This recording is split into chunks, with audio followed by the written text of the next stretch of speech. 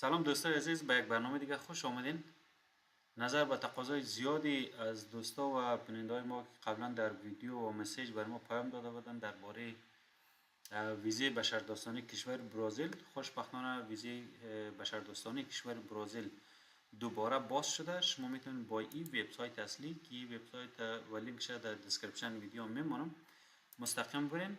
این صفحه باز میشه و شما خودتون میتونید بدون پرداخت هیچ هزینه‌ای به کدام کسی مستقیم در این ویزه بشردوستانه کشور برزیل ثبت نام بکنین. این که هدف و مقصد نهایی شما به کجا هست مربوط خودتان میشه، ولی در این ویدیو ما صرف مرحله خانه‌پوری دقیق این فرم ویزه بشردوستانه کشور برزیل بر شما نشان میدم.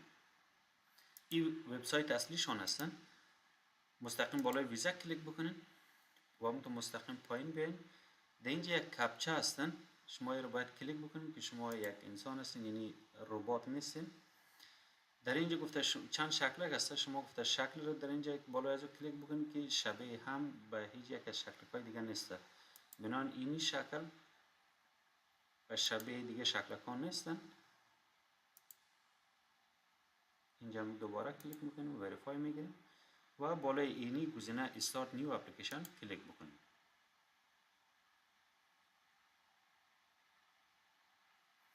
خب در اینجا مشخصات شخصی تان نوشته بکنیم. نام مثلا میگم من نام محمد است. دوستا یک مورد توجه داشته باشین، تمامی مشخصاتی که در این ویدیو استفاده میشه حقی نبوده، بلکه یک مثال است و نمونه است تا شما بتونید بهتر نمونه این فرم خودتان پر کرده کنید.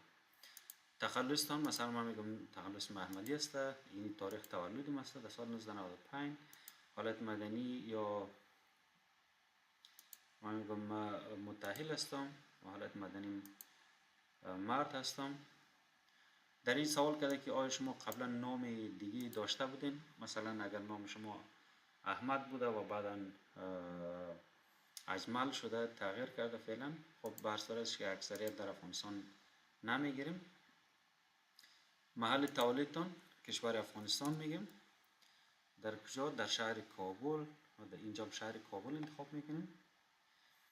گفته تابعیت برزیل دارین؟ میگم نه. پس تابعیت کجا داریم فعلا؟ میگیم تابعیت افغانستان داریم. گفته آیا تابعیت کدام کشور دیگر دارین؟ میگم نه خیر.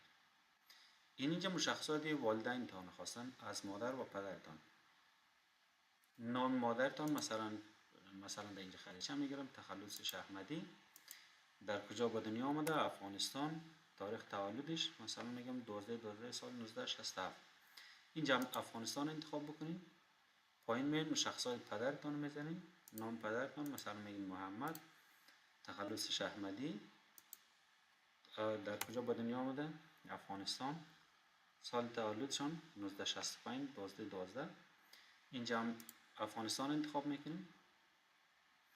به خاطر که شما نام اصلیتان درست بوده، یعنی قبلا نام متفاوت نداشتین و تغییر نکرده، بنابراین این جدول به شکل اتومات شما را دیگه اجازه نوشته کردن نمیده. این را مستقیم کار نداریم، مستقیم بالای گزینه نکست کلیک میکنیم. بعد از اینکه نکست کلیک کردیم اینجا یک کد ریکاوری برای شما میده. این کد بسیار مهم است که حتما شما کاپی داشته باشین یا یک اسکرین شات یا عکس بگیرین پیشتان باشه. همیشه در صورت در وسط پر کردن اپلیکیشن باشین که برای شما یک کار عاجل پیش میره و شما باید بیرون برین. پس که آمدین دوباره همین کد بزنین و مستقیم شما تا مرحله که ثبت نام کردین با اون مرحله میاره. این ما کاپی میگیریم، بالای کانتینیو کلیک میکنیم. اینجا هدفی از سفرتان به کشور برزیل شما باید مشخص بدین. اینجا گزینه‌های زیاد دارد است، ولی عموما شرایطی که عموما افغانان نظر به او زیاد تقاضا دارن. هدف ویدیو هم است که ویزه بشردوستانه کشور برزیل.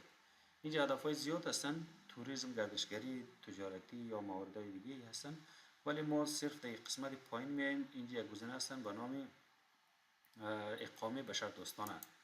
این را کلیک میکنیم. اگر اینجا کدام دلیل مبنی بر درخواست ویزه بشردوستانه کشور برزیل به شکل بیشتر داشته باشین میتونید در اینجا نوشته بکنید. مثلا شما میگین که پالیتیکال یا مثلا یک دلیل دیگه میارین، حالا هر چی باشه. خب اینجا گفته رسیدن احتمالی شما به کشور برزیل در صورت قبول شدن ویزای شما چی وقت خواهد بودن؟ یک تاریخ احتمالی هست، ما میگیم 12 سال 2024 که سال فعلی هستن. گفته در این قسمت دوم سوال کرده که آیا برای اقامه یا برای بود و باش در اونجا پلان شما چه قسم هستن، یعنی از تا چی وقت میخواین در اونجا در کشور برزیل شما میشینید. از جایی که ما ویزه بشردوستانه را انتخاب کردیم، بالای این گزینه کلیک نمیکنین و اینی را شما صرف 12 جور میکنین. اینجا هم به شکل ماه است، یعنی 12 ماه یا 1 سال. گفته قبلا به برزیل شما بودین؟ نه خیر. اینجا گفته نشان دادن اسنادهای اصلی تان در این سوال گفته به چه شکل خواد بودن و اینجا شما گزینه in person، یعنی زمانی که شما برای اینترویو دعوت میشین اسنادهایتان خودتان به شکل شخصی این خودتان میرین و in person هم مثل پاسپورت و دیگه موارد داره شما در اونجا تسلیم میکنین و next کلیک. در اینجا اسناد سفرتان خواسته مثل پاسپورت یا هر چیز دیگه که دارین شما عموما پاسپورت ضرورت هست. پاسپورت انتخاب میکنین، نمبر پاسپورتتان رو میزنید. در اینجا مثلا من میگیرم 0 P0 که عموما حوالی پاسپورت های افغانستان است و بعدش هر چند نمره ای که یا شماره ای که در آنجا بودن شما اضافه بکنید. ایشورد بای، یعنی این پاسپورت کی برای شما توضیح کردم، مثلا میگیم که وزارت داخله، عموما در انگلیسی یک چیز به نام مینیستر اف اینتریور است. خب تاریخ ایشو یا تاریخ که شما پاسپورت گرفتین چند بوده؟ مثلا شما اگر 1 هفته پیش گرفته باشین میگیریم در حدود تاریخ های 24 دی سال 2024 هستن و در کدام تاریخ انقضایشان، تاریخ انقضای یا تاریخ اکسپایریشان هستن که عموما برای 5 ساله هستن. تاریخ های پاسپورت افغانستان میگیریم که 24 دی سال 2024 هستن، سال 2029 انتخاب میکنیم. خب دیگه اسنادهایی که شما دارین در اونجا، مثلا در بعضی از کشورها ترال داکمنت هستن. اگر افغانای ما در پاکستان هستن، در ایران هستن و در بعضی از کشورهای اروپایی هستن که هنوز میخوایم برای ویزه بشردوستانی کشور برزیل درخواست بدن، اونا که عموما اونا باید یک ترال داکمنت داشته باشن. در اونجا باید همون شخصای ترال داکمنتشون به اینجا نوشته بکنن. خب در اینجا ما چون ضرورت نداریم دیگه، پاسپورت اصلی داریم، این رو میگیرم انون و یعنی ناشناخته و چیزی که ما ضرورت نداریم. خب CPF نمبر هم یک نمبر مشخص در داخل برزیل است که ما را انون میگیریم و بالای نکست کلیک. خب بعد از یک بالای گزینه نکست کلیک کردیم، در اینجا در خصوص وظیفه و کارتان سوال کرده که وظیفه دقیق تان شما چی هستن، فعلا آیا کار میکنین یا نمیکنین.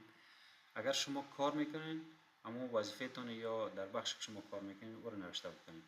اگر کار نمیکنین ایره خالی بانین هم که قسمی که هستن. مثلا اگر شما کار میکنین، شما یک معلم هستین، میگیم تیچر هستین، جاب دسکریپشن یا لایه وظایفتان هستن، مثلا میگیم که تیچینگ، درس دادن.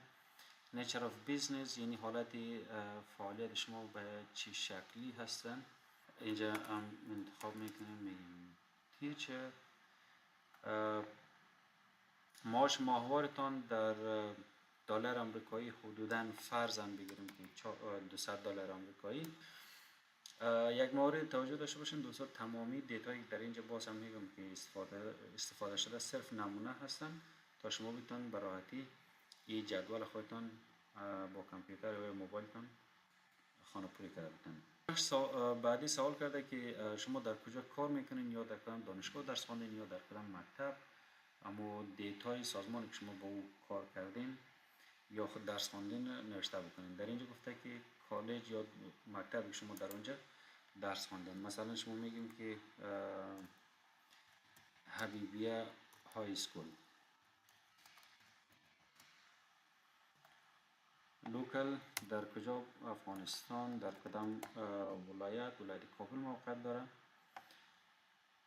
خب در کدام شهر هستن، میگیم که در شهر کابل موقعیت داره. آدرسش فرزند در دارالامان کابل، زیب کدش نمیفهم. شما تلفنی امو مکتبتان در اینجا میزنید. اینجا ایمیل مکتبتان در صورتی که اگر داره و اگر نداره تو به شکلی کسن خالی شما باقی چیز نوشته نمیکنن.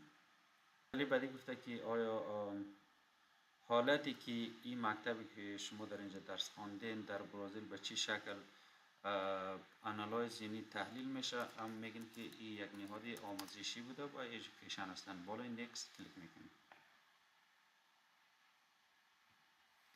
خب اینجا معلومات تماس تان از شما خواستن. شما میگین ما از طریق ایمیل با ما تماس بگیرین. اینجا ایمیل تان رو نوشته میکنین. ایمیل آدرس دائمی تان در کجاست؟ میگین که افغانستان، کابل و شهر کابل.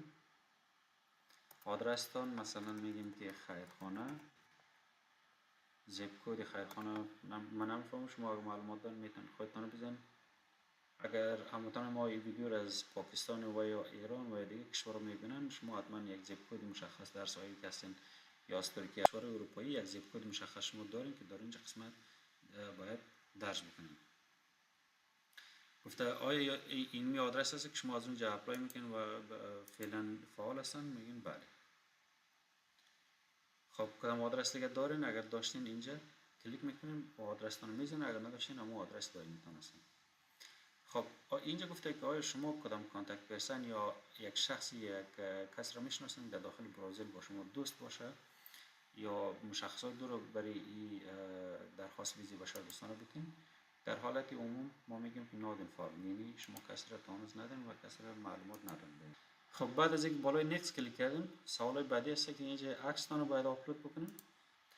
خب عکس تان که اینجا آپلود کردین، اینجا امضای تان در یک ورق نوشته بکنین. بعد از عکس بگیرین یا اسکن بکنین. خب در مرحله آخری تمامی اسنادهای تان که در این ضرورت است شما باید ورق قبلا اسکن کرده داشته باشین و در اینجا آپلود بکنین.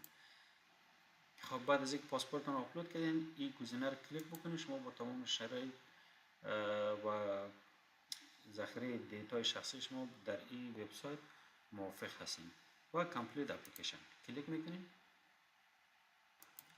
مرحله تمامی قسمت بود و در اینجا تمام میشه، خلاص میشه. بسیار زیاد تشکر بیننده عزیز. اگر سوال تکنیکی، مشکل تکنیکی پیش آمدن میشه مستقیم زیر همین ویدیو برای ما کامنت کنین. همکارای تکنیکی ما برای شما جواب میتن و در صورت مشکل خانه‌پوری ای ویزی بشر دوستانه کشور برزیل شما میتونید مستقیم به دفتر ما هم تشریف بیارین. همکارای تکنیکی ما هستن با شما همکاری میکنن. تشکر.